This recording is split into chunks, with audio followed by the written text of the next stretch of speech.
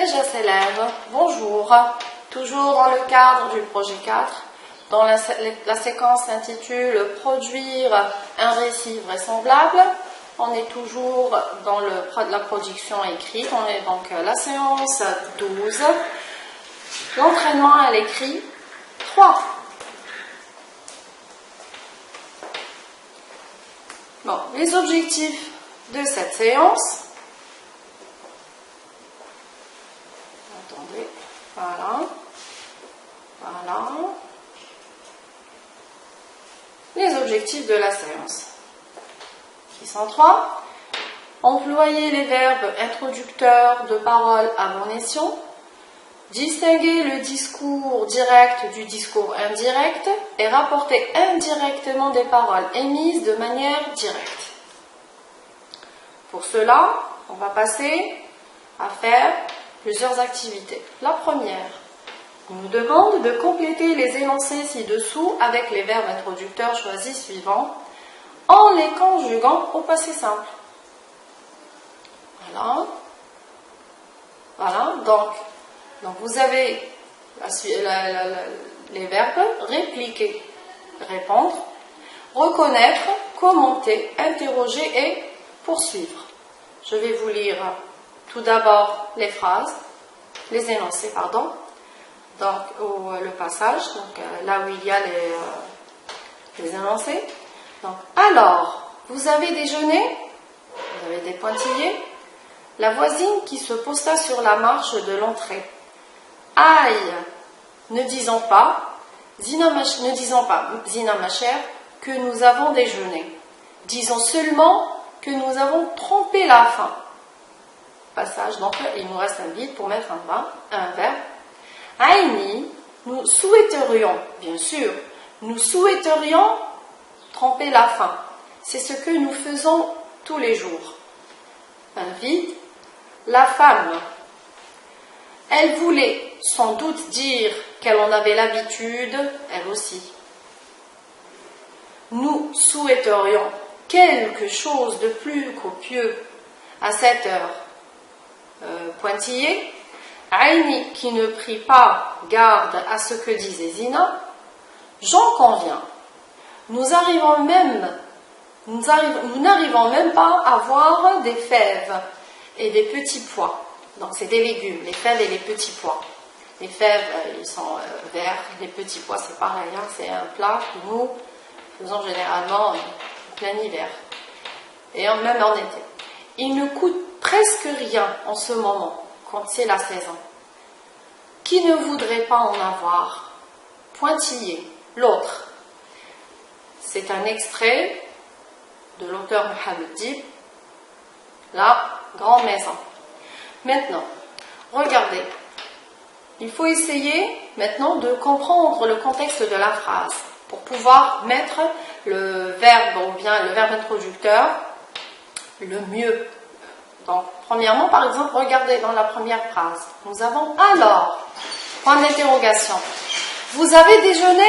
Un autre point d'interrogation. Donc, regardez, point d'interrogation et un autre. Donc, ici, on est dans la phrase interrogative. Donc, essayons de trouver le verbe qui convient le mieux à cette phrase. Répliquer, ça veut dire répondre. Ou bien reconnaître. Non. Commenter, interroger et poursuivre. Quel verbe de cette liste allons-nous prendre? Regardez, alors, point d'interrogation, vous avez déjeuné. Un autre point d'interrogation. Donc, du moment qu'il y a une interrogation, qu'est-ce qu'on va faire? On va prendre le verbe interroger. Et pour cela, on doit aussi ensuite le conjuguer au passé simple. C'est un verbe du premier groupe, voilà. Donc, interroger. Donc, on va dire, alors, vous avez déjeuné? Interrogea la voisine. Donc, voilà, interrogea la voisine qui se posta sur la marche de l'entrée. Deuxième réplique. Aïe, ne disons pas, Zina ma chère, que nous avons déjeuné. Disons seulement que nous avons trompé la faim. Point. Nous avons des pointillés aïné. Donc regardez. Aïe, ne disons pas, Zina ma chère, que nous avons déjeuné. Ici, il y a une personne qui parle. Ensuite, elle reprend. D'accord? Aïni. Donc, Aïni, ici, qu'est-ce qu'elle fait? Elle est en train de reprendre, répondre à la. Donc, ici, on va dire répliquer. On va mettre le verbe répliquer. Donc, ici, Zina, ma chère, nous avons déjeuné. Disons seulement que nous avons trompé la fin.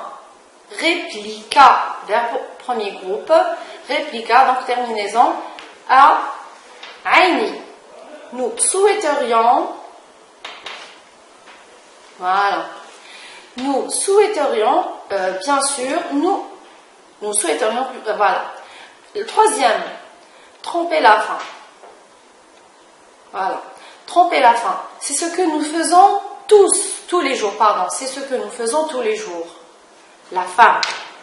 C'est ce que nous faisons ici. Quel verbe? Donc, on a utilisé répliquer et on a utilisé interroger. Il nous reste reconnaître, commenter et poursuivre. On a reconnaître, commenter et poursuivre. Donc, ici, qu'est-ce qu'elle dit? Voilà. Donc, tromper la fin, c'est ce que nous faisons tous les jours, commenta la femme. Donc, elle est en train de commenter ses paroles. Elle voulait sans doute dire qu'elle en avait l'habitude, elle aussi. Passons à la réplique suivante. Nous souhaiterions quelque chose de plus copieux, ça veut dire de plus bon, de plus gras, de plus consistant, plus copieux à cette heure. Vous avez des pointillés. Aïni ne prit pas garde à ce que disait Zina. J'en conviens. Donc ici, nous souhaiterions quelque chose de plus copieux. Voilà. Nous souhaiterions quelque chose de plus copieux à cette heure. Poursuivi Aïni. Poursuivi Aïni. Donc, elle poursuit ses paroles, qui ne prit pas garde à ce que disait Zina. J'en conviens, nous n'arrivons même pas à avoir des fèves et des petits pois. Ils ne coûtent presque rien en ce moment. Dernier passage, dernière réplique, qui ne voudrait pas en avoir? Qui ne voudrait pas en avoir? Donc, l'autre qui parle. Et il nous reste le dernier verbe qui est reconnaître.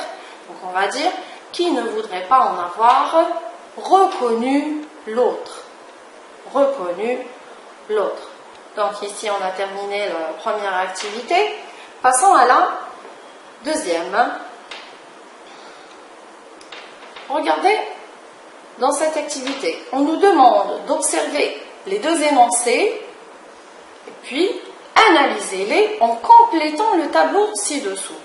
Mais avant de voir le tableau, on va essayer de les lire et de les déchiffrer un petit peu, de voir de quoi il s'agit. Premier énoncé. Une jeune femme dit au monsieur, aussitôt, une jeune femme dit au monsieur, assis à côté d'elle, oh regarde Henri, ce tas d'enfants, sont-ils jolis comme ça, à grouiller dans la poussière? Voilà. Deuxième énoncé. Deux jeunes femmes émerveillées demanda au monsieur assis à côté d'elle de regarder ce tas d'enfants. Elle trouva qu'ils étaient jolis comme ça, à grouiller dans la poussière.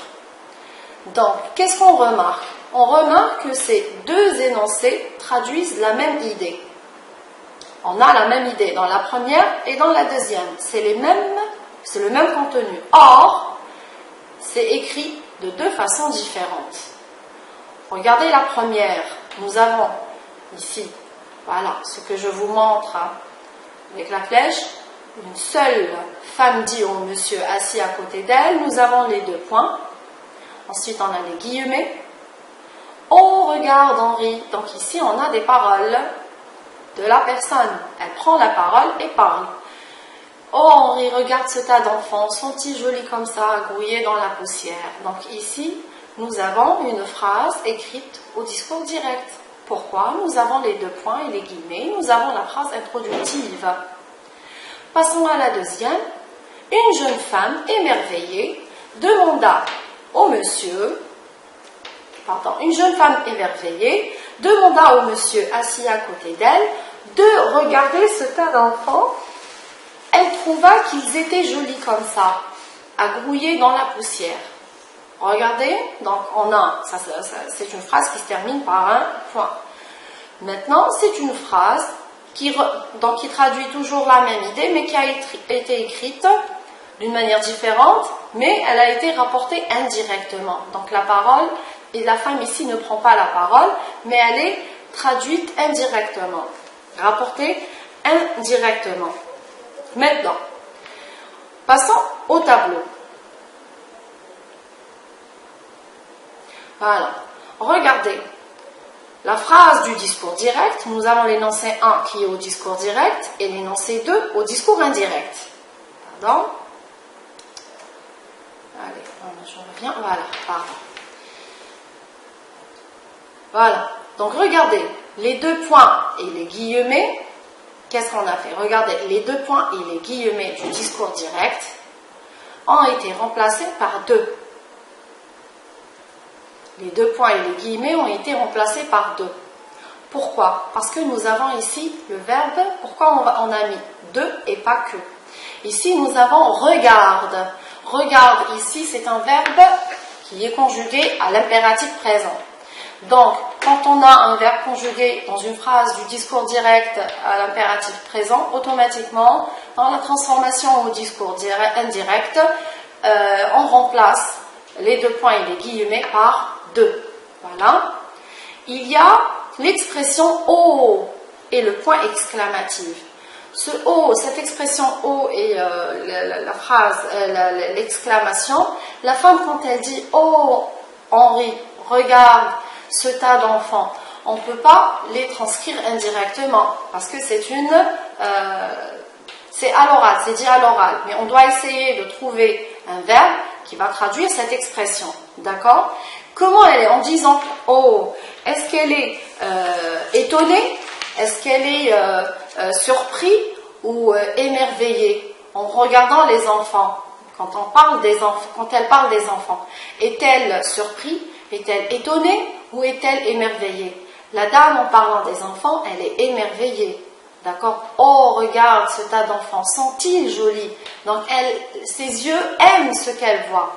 Donc, le « oh » et le point d'exclamation a été donc remplacé par l'adjectif émerveillé. C'est un adjectif qui exprime l'exclamation selon le contexte de la phrase. Toujours, hein, on n'a pas... Généralement, quand on trouve « oh », c'est pas tout le temps émerveillé, hein, c'est selon le contexte de la phrase, il faut bien le comprendre. Ensuite, nous avons le verbe « regarde » qui a l'impératif, pardon, le verbe « regarde » qui a l'impératif, donc automatiquement, je vous l'ai dit tout à l'heure, je reviens à le redire encore une fois, donc l'impératif, c'est le verbe, donc on va mettre la préposition « de » suivie de l'infinitif, donc de regarder. Sont-ils jolis? Sont-ils jolis? Donc ici, quand elle dit cette expression, sont-ils jolis comme ça à grouiller dans la poussière? Sont-ils jolis comme ça? Donc, on introduit ici, la femme, c'est elle, c'est son opinion, d'accord? Il faut essayer de trouver un verbe qui renvoie à son opinion. Donc on dit, elle trouva qu'ils étaient jolis. Donc, et être au passé, le présent de l'indicatif, donc la transformation du discours direct au discours indirect, donc ça veut dire le présent devient au discours indirect imparfait. Donc, ici, voilà, très bien. Donc j'espère que vous avez compris. Donc regardez la première, donc une petite récapitulation. La première phrase, elle est au discours direct, on a les deux points et les guillemets. C'est directement phrase, parole du discours direct. La deuxième, elle est écrite d'une manière au discours indirect. Les transformations, donc c'est toujours le même énoncé qui a été dit de deux façons différentes. Et vous avez dans le tableau ici qui vous explique clairement donc les changements qui ont été faits à ce stade. On va essayer de poursuivre les activités. Passons à l'activité 3. Qu'est-ce qu'on nous demande? Regardez. Rapportez indirectement les répliques du dialogue ci-dessous, pris de la nouvelle, la parure. Rappelez-vous de la compréhension de l'écrit, la parure de Guy de Maupassant, dont les interlocuteurs sont Mathilde Loisel et Jeanne Forestier. C'est Jeanne Forestier. Donc, en même temps, on vous demande de mettre les verbes introducteurs de parole au passé simple, bien sûr. Voilà. Alors, regardez ici. Premier énoncé, première réplique, pardon, voilà, première réplique. Tu te rappelles bien cette rivière de diamants que tu m'as prêtée pour aller à la fête du ministère. Alors, qui est-ce qui parle ici? C'est Mathilde. C'est Mathilde qui parle avec Jeanne. Regardez, tu te rappelles. C'est qui le tu ici? C'est Jeanne, tu te rappelles bien. Le diamant que tu m'as, le tu c'est Mathilde, c'est Jeanne, et le main c'est Mathilde, c'est elle, que tu m'as prêté pour aller à la fête du ministère. Voilà, on nous demande maintenant de rapporter cette réplique au discours indirect, d'accord? Au discours indirect, bien sûr, mettez les verbes introducteurs de parole au passé simple. Mettez les verbes introducteurs, donc consigne ici, mettez les verbes introducteurs de parole au passé simple. Voilà. Donc qu'est-ce qu'on a ici? J'ai une phrase interrogative. D'accord? Je vais essayer de distinguer ma phrase. J'ai ici une phrase interrogative. Est-ce qu'on la transforme en phrase indirecte? Est-ce qu'elle va rester interrogative? Non. Première des choses, c'est enlever l'interrogation. Voilà. Tu te rappelles, bien sûr. Donc on va ici de chercher les pronoms personnels. Ils vont changer aussi. Donc en rapportant indirectement cette réplique, la phrase change. D'accord? Maintenant, tu te rappelles bien cette rivière de diamants que tu m'as prêtée. Voilà, regardez. Tu te rappelles. C'est qui? Tu. Donc il nous faut un verbe introducteur. Verbe introducteur, c'est une phrase interrogative. Donc qu'est-ce qu'elle fait? Elle lui demande. Verbe demander. On dit, elle lui demanda. Elle lui demanda si elle. Donc le tu devient elle. Si elle se rappelait.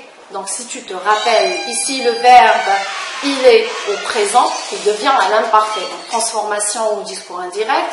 Donc le présent devient imparfait. Si elle se rappelait bien de cette rivière de diamants qu'elle lui a, regarde, que tu m'as, le tu c'est Jeanne et ma c'est Mathilde, que tu, donc qu'elle lui, donc lui c'est Mathilde, c'est elle, c'est lui a prêté, donc prêté ici au féminin pour aller à la fête du ministère. Donc, regardez, phrase interrogative, donc on cherche un verbe introducteur. Quand on interroge, donc les phrases interrogatives, c'est une demande. Elle lui demanda, le verbe il est au passé simple. Oui, eh bien, regardez cette phrase, cet énoncé, cette réplique. Oui, donc ici c'est une affirmation. Oui, elle affirme, elle se rappelle. Eh bien, c'est une phrase interrogative. Alors, pour cela, pour la transcrire, donc quand elle dit oui, elle répond. Donc on dit elle répondit. D'accord? Elle répondit. Verbe répondre au passé simple. Affirmativement, elle dit oui. Elle affirme qu'elle se rappelle. Affirmativement, eh bien, donc quand elle lui pose la question, eh bien ça veut dire et alors, que s'est-il passé? Donc, elle lui demanda de lui raconter la suite. Donc regardez la transformation au discours indirect. Regardez comment elle a été faite. Oui, eh bien, au discours direct. Au discours indirect, il faut bien traduire cette phrase. En même temps, la transformation ait un sens, d'accord? Elle lui répondit affirmativement, donc elle a affirmé, donc on va comprendre qu'elle a dit oui. Et il lui demanda de lui raconter la suite. Ça veut dire continue, que s'est-il passé?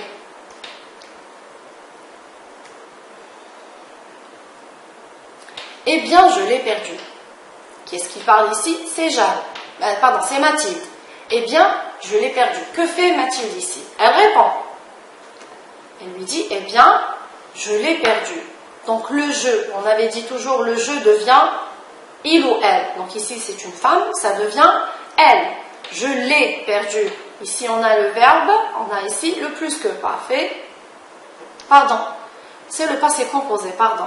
Je l'ai perdu, le passé composé, la transformation au passé à plus que parfait.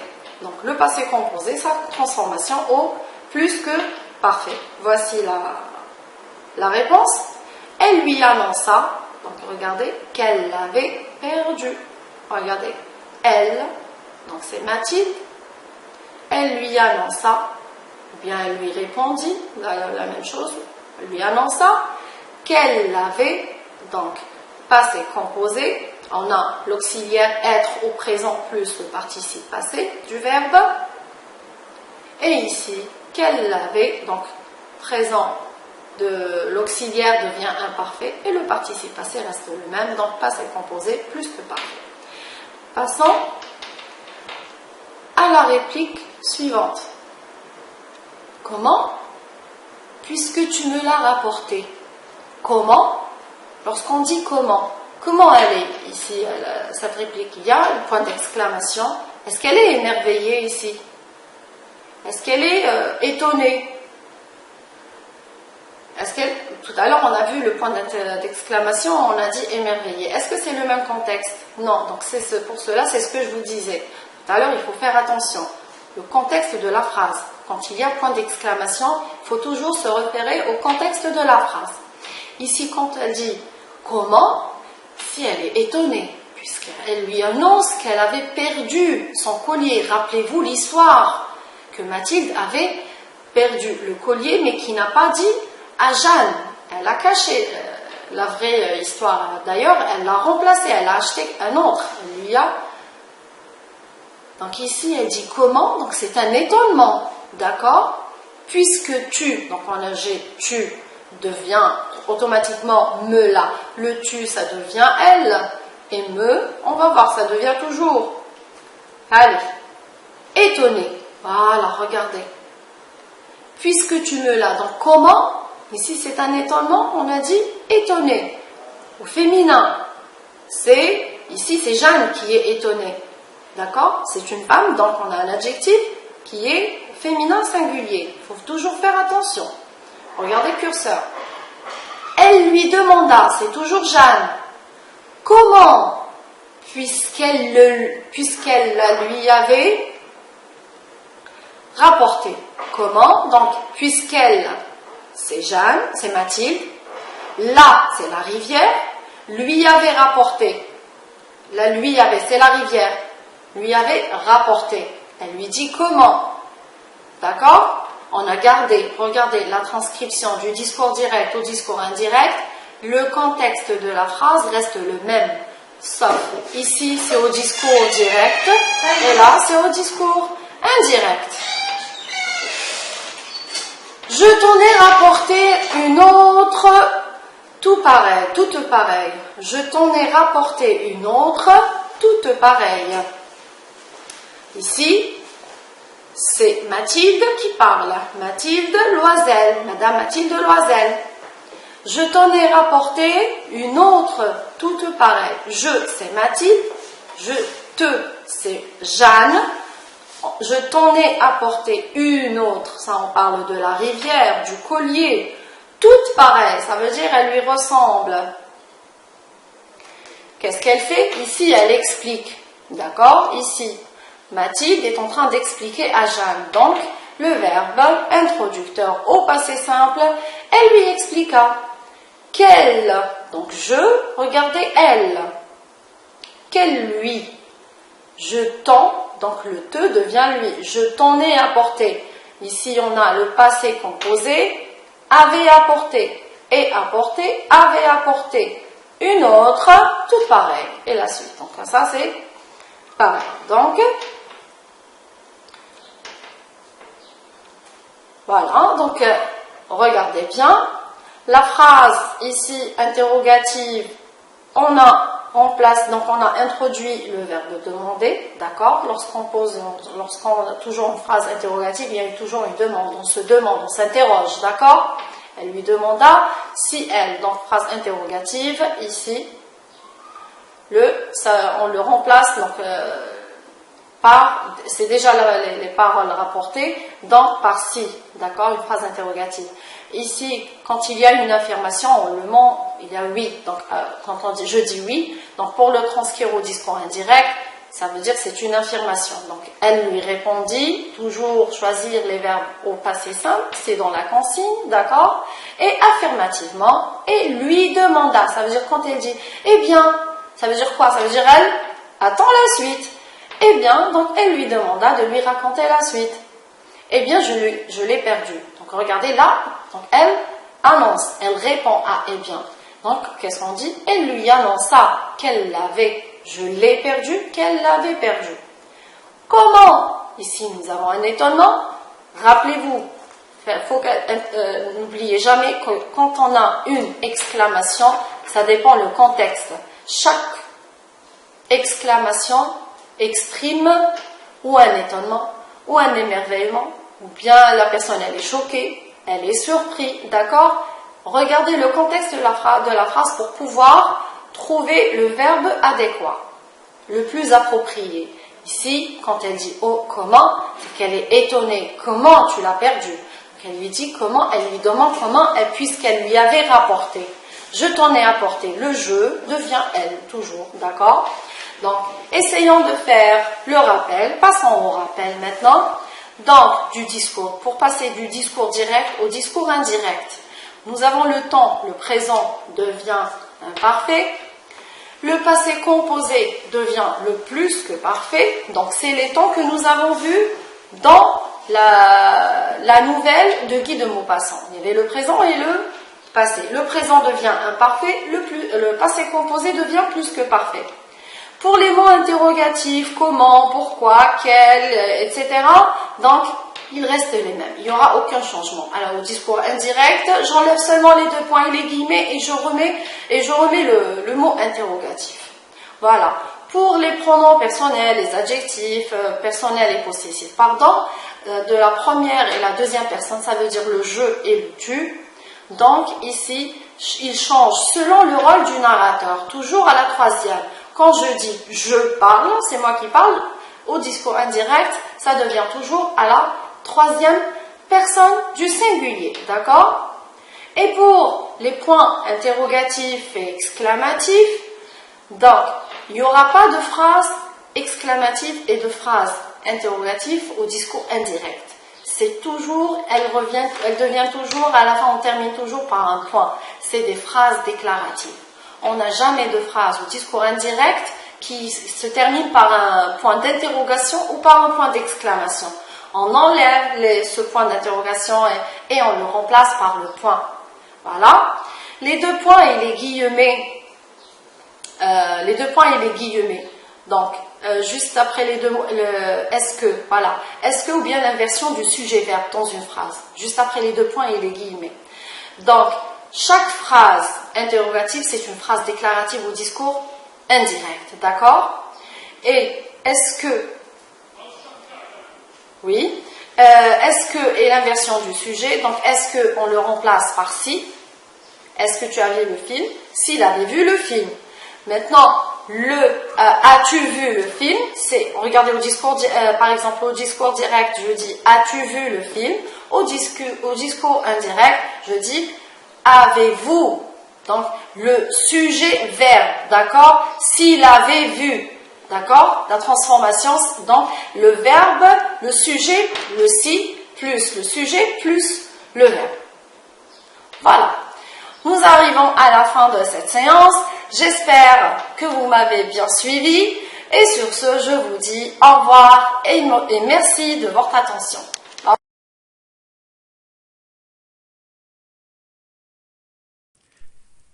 شكرا على المشاهدة.